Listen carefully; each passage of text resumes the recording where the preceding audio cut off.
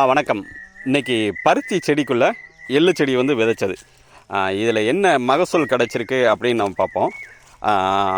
இதில் இதே பகுதியில் போன வருஷம் வந்து நம்ம எள்ளு செடி வந்து விதைச்சிருந்தோம். தனி எள்ளு செடி வந்து விதைச்சிருந்தோம். எள்ளு செடி அந்தளவுக்கு மகசூல் தரலை.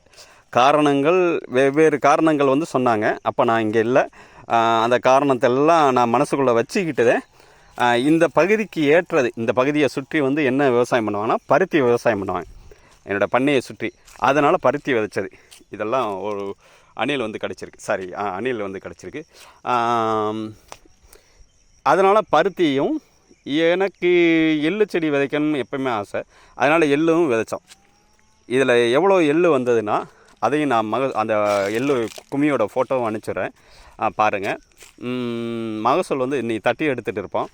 இதில் நல்ல மகசூல்னு சொன்னோம்னா எள்ளு செடி தான் சொல்ல முடியும். பருத்தி செடி ஏன் சொல்ல முடியாது அப்படின்னு நம்ம சொன்னோம்னா காரணம் என்னென்னா, பருத்தி காய்களை காட்டுப்பன்றிகளும் மான்களும் மேயுது. காரணம், இது ஒரு கண்மாய். அது மேய்கிறதுக்கு அங்கேருந்து காட்டுப்பன்றிகளும் புள்ளி மான்களும் அங்கேருந்து வருது. செடிகள்லாம் நல்லாத்தான் இருக்குது. ஒரு சில பகுதியிலலாம் நல்லா அருமையாக இருக்குது. வேணால் காய்கள் இப்போ உதாரணத்துக்கு 50 காயிலேருந்து 80 காய் வரையில் பிடிச்ச இடத்துல 10 காய் 15 காய் தான் இருக்குது. அந்தளவுக்கு மேயுது. அப்போனா என்னோடய பகுதிக்கு வந்து எள்ளு செடி வந்து சரிப்பட்டு வரும். ஆனால்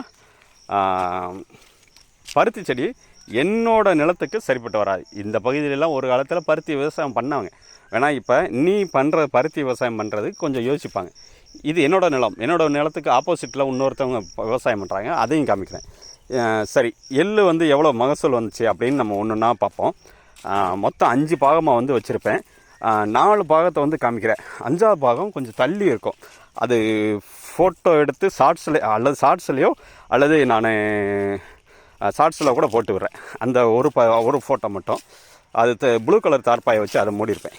இது எல்லாமே கீழே சாக்கு போட்டு அதுக்கு மேலே வந்து வச்சுருக்கோம். இது ஃபோட்டோ எடுக்கிறதுக்காக எல்லாம் திறந்து வச்சுருக்கேன்.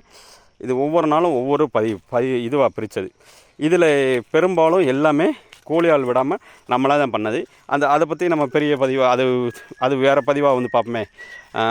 இது அதாவது மொத்தம் வந்து 620 கட்டு ப்ளஸ் இனியும் கொஞ்சம் இருக்குது. அது சுமார் ஒரு 20 to 30 கட்டு இருக்கும். அது என்னென்னா, சரளை பூமியில், அதாவது தண்ணீர் தேங்காத காய்கறிகள் விதைக்கிறதுக்கு ஏற்ற பூமியில் வந்து அந்த இது வந்து வச்சுருப்போம். அந்த எள்ளு செடி வந்து ரொம்ப மெதுவாக தான் வளர்ச்சி வந்திருக்கு. இது வந்து முதல் நாள் அறுவடை பண்ணது. வேப்பங்குச்சி வந்து நன்றாக காஞ்சிருக்கும். அது 2வது நாள் அறுவடை பண்ணது.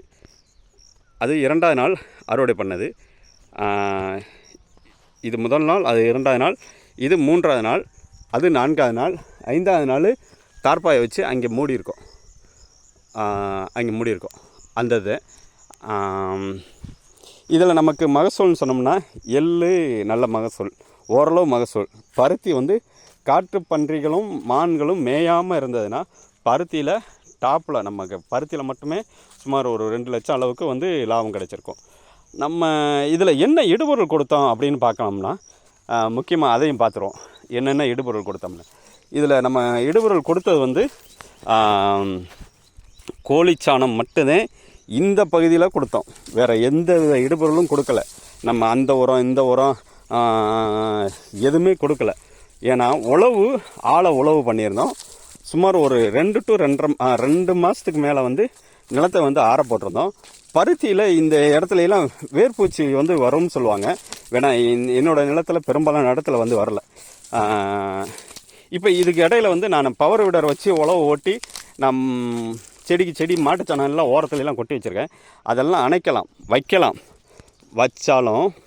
வச்சாலும் என்ன பிரச்சனைனா, மான் வந்து இப்படி பிரித்து மேயுது. இங்கே பாருங்கள், மான் வந்து இவ்வளோ நடந்து போகுது.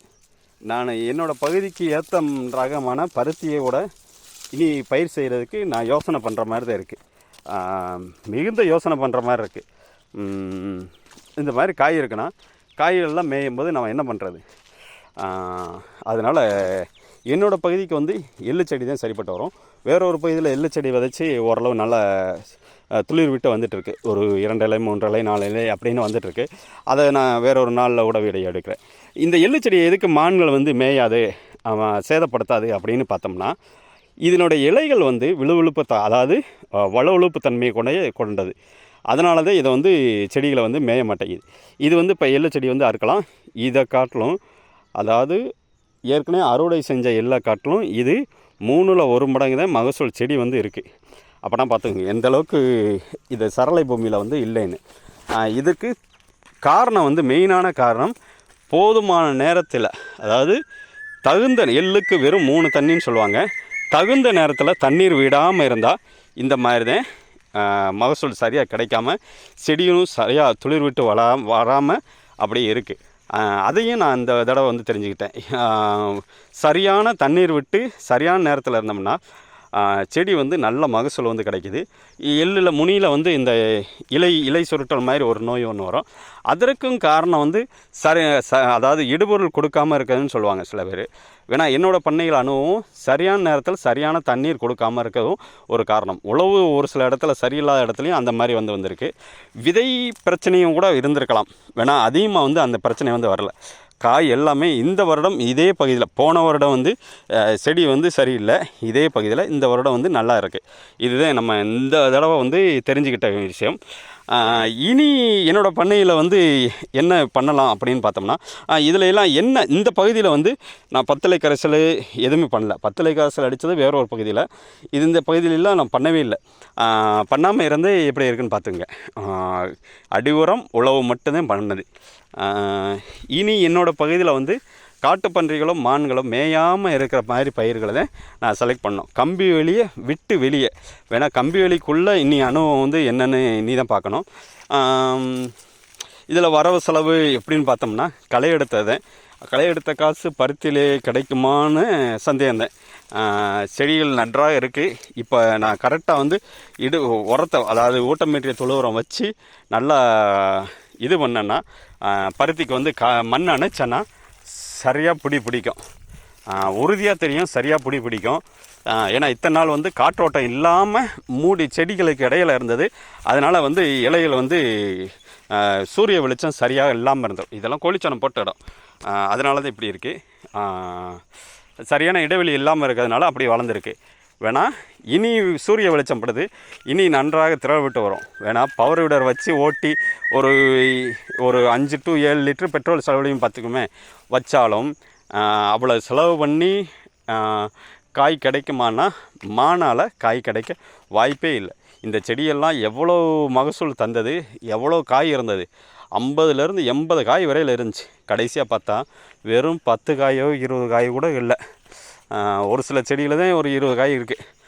அந்தளவுக்கு மான்கள் வந்து பிரித்து மேயுது. நம்ம அரசை சொல்லியோ இதை சொல்லியோ எல்லாம் ஒரு பேச்சும் இல்லை. இந்த இந்த இந்த பகுதி வந்து சீமக்கரவளம், இது ஒன்றும் அரசு நிலம் வனப்பகுதி கிடையாது. இது வந்து ஒரு ஊரணி. அதாவது ஊரணின்னா ஒரு குளம். ஒரு ஒரு ஒரு 99 ஏக்கர் நிலம் ஒரு குளம். அதில் பாதி சீமக்கரவளை தான் இருக்குது. அதை எடுத்து பண்ணுறதுக்கு ஆள் இல்லை. இது வந்து அசலூர், அதாவது வேற ஒரு ஊர், என்னோடய பிறந்த ஊர் வேறு. அதனால் அதில் அதிகமாக தலையிட முடியல. இனி என்னோடய மண்ணுக்கு ஏற்ற மாதிரி, என்னுடைய சூழ்நிலைக்கு ஏற்ற மாதிரி அதிகமான மரங்களை நட்டுக்கிட்டு வனவிலங்குகள் சேதப்படுத்தாத பயிர்களை வச்சுக்கிட்டு அப்போனா மட்டும்தான் லாபம். அதுலேயும் நான் ஹைப்ரிட்டும் போட்டேன், ஹைப்ரிட் எக்ஸ்பைரி ஆனதும் போட்டேன், நாட்டு எள்ளும் போட்டேன். அதில் ஹைப்ரிட் சரியான பொடி. நாட்டு எள் வந்து அதிகமான இடைவெளி விட்ட இடத்துல நாட்டு எள் நல்ல பிடிச்சிருக்கு. அதில் வரிசை நடவு பண்ணுறதை பற்றி, வரிசை நடவு பருத்தியை பற்றி பார்த்தோம்னா அதுலேயும் சரியாக காய் பிடிச்சிருக்கு. அதாவது செடியோட வளர்ச்சியிலையோ செடியோட மகசூல் தந்ததுலேயோ எந்த இதுவுமே சொல்ல முடியாது. ஒரு சில பேர் சொல்லுவாங்க, பருத்தியில் வந்து எங்களுக்கு வேர்பூச்சினால் அதிகமாக வந்து சேதமாயிருச்சு அப்படின்னு சொல்லுவாங்க. வேணா என்னோடய நிலத்தில் வந்து வேர்பூச்சினால எல்லாம் தொந்தரவு கிடையாது, கூலி ஆள்னால எல்லாம் தொந்தரவு கிடையாது. அதாவது வனவிலங்குனால் மட்டும்தான் என்னோடய பகுதியில் வந்து இது.